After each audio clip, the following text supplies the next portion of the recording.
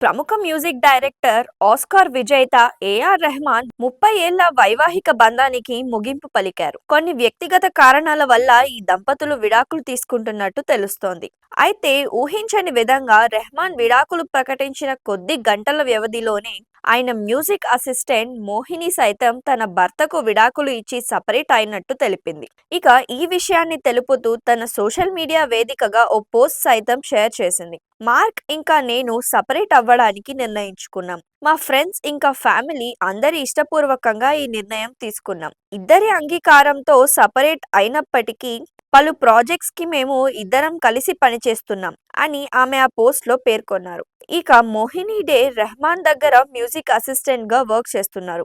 Vocalist గా అలాగే private songs కూడా చేస్తుంటుంది.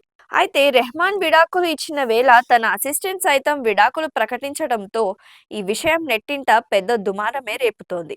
అసలు రెహమాన్ విడాకులు ఇచ్చిన వెంటనే ఆయన అసిస్టెంట్ కూడా విడాకులు ఇవ్వడం ఏంటి? రెహమాన్ విడాకుల వెనక ఆయన అసిస్టెంట్ మోహిని హస్తం ఏమైనా ఉందా?